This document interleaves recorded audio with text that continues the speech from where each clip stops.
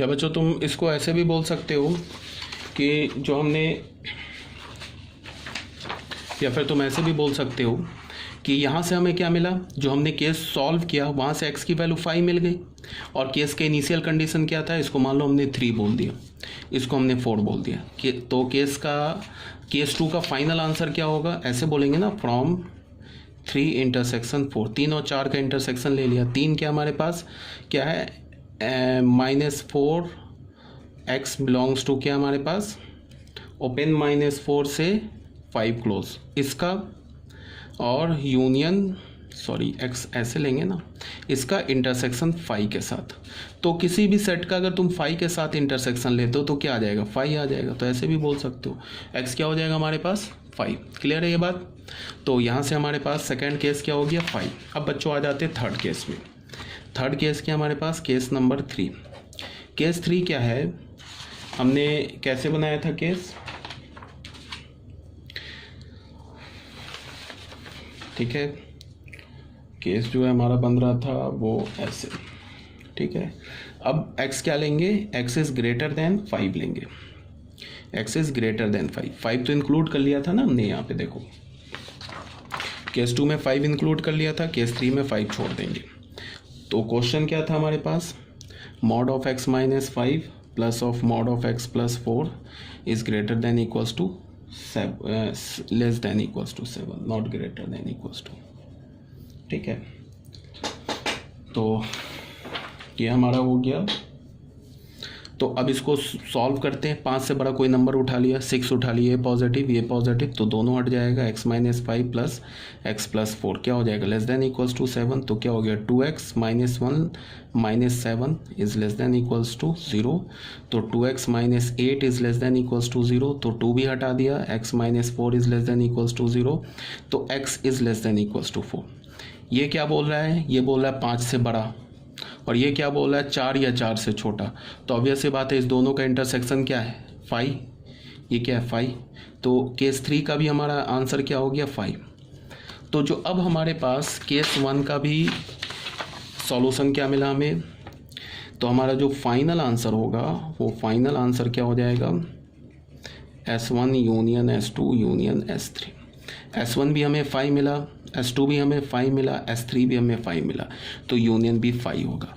इस 5 का क्या मतलब है कि ऐसा दुनिया में कोई x नहीं बना है जो इस इक्वेशन को सेटिस्फाई कर दे, ऐसा कोई x ही नहीं है। तुम कोई भी रियल नंबर डालो, ये इक्वेशन कभी सेटिस्फाई नहीं होगा। एनी रियल नंबर को 1 2 डाल के देख लो, मान लो 0 हमने डाला यहाँ पे, तो 0 डाला तो मॉड ऑफ -5, तो 5 का मॉड क्या हो जाएगा 5। यहाँ 0 डाला तो 0 प्लस 4, तो 4 का मॉड क्या होगा 4, तो 5 प्लस 4 9, तो 9 is less than equals to 7, तो फॉल्स आ गया ना। इसका मतलब x इज इक्वल टू 0 नहीं सेटिस्फाई किया। इसी तरह से तुम x इज इक्वल टू 1 डाल लो, 2 डाल लो, 3 डाल लो, कोई भी दुनिया का x डाल लो, ये इस इनइक्वालिटी को सेटिस्फाई नहीं करेगा। इसका मतलब क्या हो गया कि जो हमारा फाइनल आंसर हो गया वो 5 हो गया, ठीक है। ये था हमारा क्वेश्चन नंबर 9 भी सॉल्व, ठीक है। देख लो ये सॉल्व कर रखा है, कोई डाउट होगा तो पूछ लेना, ठीक है। No solution is the solution of this equation. अच्छा एक बात और, बहुत बच्चे क्या बोलते हैं कि आंसर आया नो सॉल्यूशन, तो इसका मतलब है क्वेश्चन गलत है। तो no solution is also a solution, याद रखना इस बात को। नो सॉल्यूशन भी सॉल्यूशन होता है, क्वेश्चन कभी गलत नहीं होता है, क्वेश्चन में मिसप्रिंट हो सकता है, ठीक है। क्वेश्चन में ऐसा नहीं कि हम क्वेश्चन सॉल्व नहीं कर पाए, मुझसे क्वेश्चन सॉल्व नहीं हुआ तो मैंने बोल दिया क्वेश्चन गलत है, या अगर बोल रहा है कि x का वैल्यू निकालो और x का वैल्यू निकल ही नहीं रहा है तो फिर बोल दिया क्वेश्चन गलत है। अगर x का वैल्यू नहीं निकल रहा है तो x इज इक्वल टू 5 होगा, क्वेश्चन गलत नहीं होता है, ठीक है।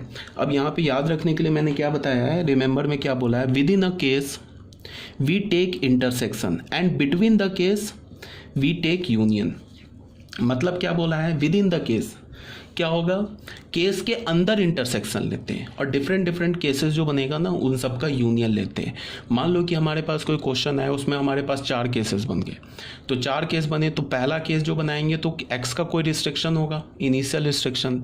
उसके बाद केस को सॉल्व करने के बाद जो x का वैल्यू आएगा उस x के वैल्यू को और उस x के इनिशियल रिस्ट्रिक्शन का जो इंटरसेक्शन होगा वो केस 1 का आंसर होगा। इसी तरह से केस 2 का आंसर निकाल लेंगे, 3 का आंसर निकाल लेंगे, 4 का आंसर निकाल लेंगे, और उन सारे आंसर्स का जब यूनियन लेंगे तो वो हमारे क्वेश्चन का फाइनल आंसर आ जाएगा। ठीक है, अब बच्चों आ जाओ स्क्वायर रूट इनइक्वालिटी। ये कोई बहुत इंपॉर्टेंट नहीं है बट फिर भी एक बार देख लो। होता क्या है कि इसका जो कुछ कुछ कॉन्सेप्ट होता है ना वो इंपॉर्टेंट होता है, क्वेश्चन सॉल्व करने में वो यूज़ होता है। अच्छा एक बात और, ये जो मैं चैप्टर बढ़ा रहा हूँ ना बेसिक मैथमेटिक्स, बच्चों इसको लाइटली मत लेना। तुम सोच रहे होगे ना कि इतने टाइम लेके इसको पढ़ा रहे हैं, ये बिल्कुल फाउंडेशन है तुम्हारे नेक्स्ट आगे चैप्टर्स का। इनइक्वालिटी सॉल्व करना, स्क्वायर रूट का कंसेप्ट जानना, फिर केसेस बनाना, फिर नंबर्स को समझना, फिर ये सब जो होते हैं ना बहुत इंपॉर्टेंट होते हैं। एक बार तुम अगर जो मैंने अभी बेसिक मैथमेटिक्स में पढ़ाया है ये अगर तुम अच्छे से अंडरस्टैंड कर रहे हो तो आगे जो चैप्टर्स आएंगे ना उसमें इस टाइप की इनइक्वालिटीज़ आएगी जिसको तुम्हें सॉल्व करना होगा। वो क्वेश्चन नहीं बोलेगा कि solve this inequality, but question जब तुम सॉल्व कर रहे होगे ना तो कुछ इनइक्वालिटीज़ जनरेट हो जाएगा। तो उसको सॉल्व करने के लिए तुम्हें इनइक्वालिटी तो आना चाहिए ना कि इनइक्वालिटी को कैसे हैंडल करते हैं, कैसे सॉल्व करते हैं। तो इसे लाइटली मत लेना बच्चों, ये इम्पॉर्टेंट है। ठीक है, और ऑब्वियस ये बात है कि देखो तुम लोग को जो मैं पढ़ा रहा हूँ ना इसको एक बात और याद रखना कि जो भी तुम्हें PDF दे रहा हूँ वो मोर देन इनफ है for board, JEE mains and JEE advance. Board तो बहुत छोटी सी बात है। ठीक है, सिर्फ अगर बोर्ड पढ़ाना हो ना तो बोर्ड के लिए NCERT सफिशिएंट है और NCERT में कोई दम है नहीं। ठीक है, तो बोर्ड में के लिए तो तुम्हें कोई प्रॉब्लम ही नहीं है करना है, कोई चिंता ही नहीं करना है।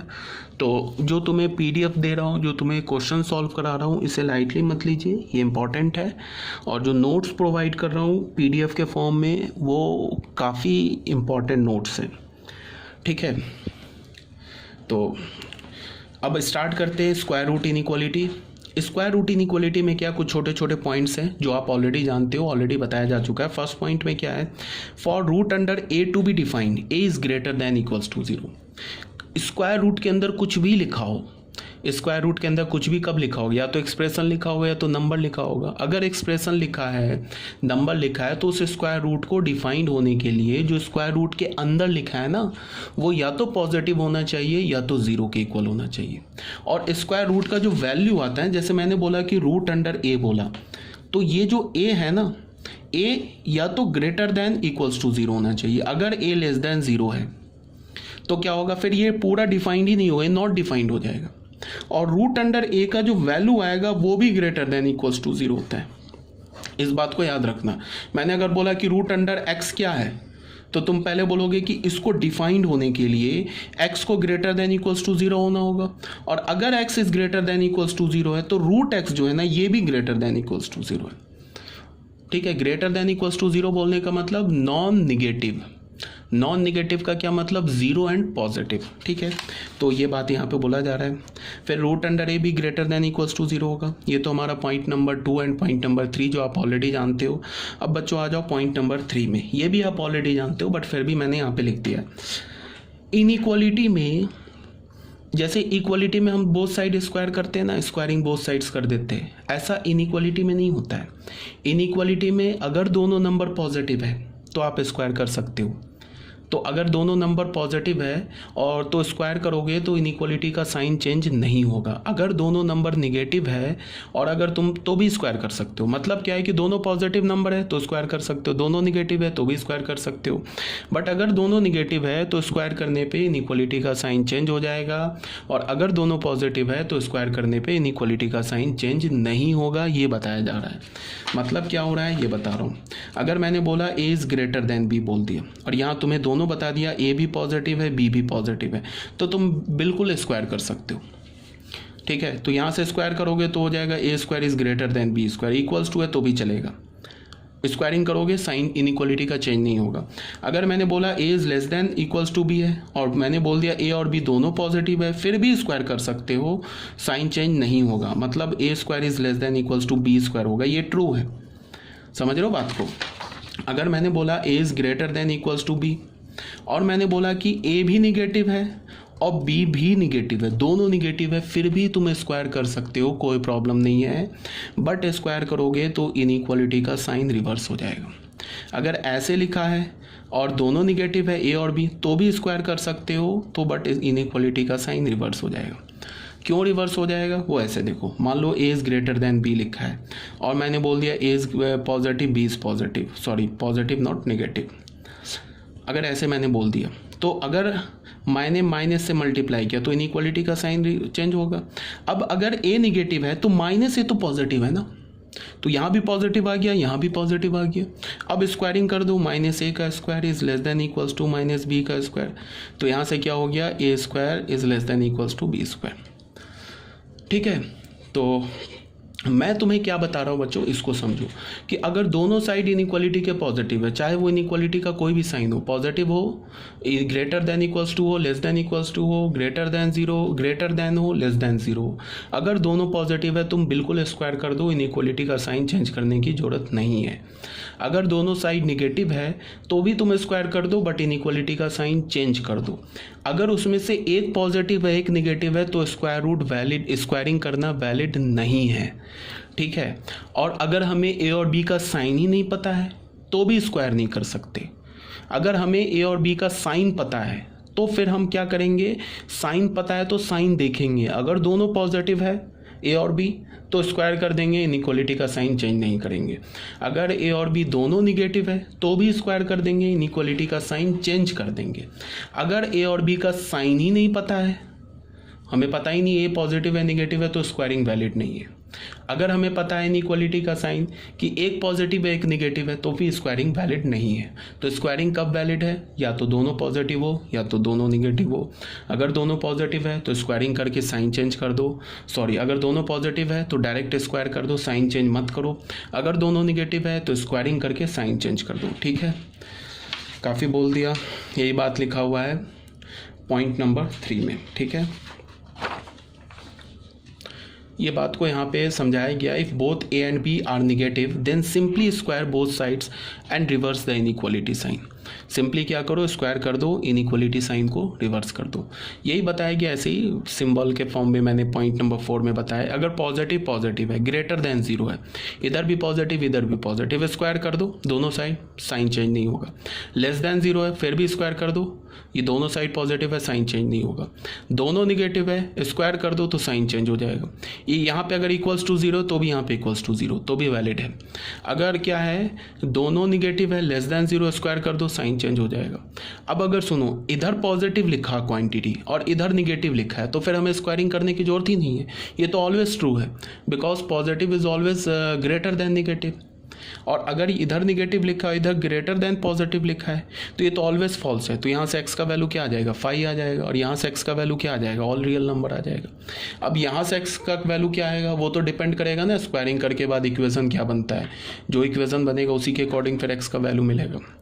ठीक है, तो ये पॉजिटिव लिखने का क्या मतलब है, पॉजिटिव लिखने का मतलब कि एक कोई एक्सप्रेशन लिखा हुआ है जो x के हर एक वैल्यू के लिए पॉजिटिव है।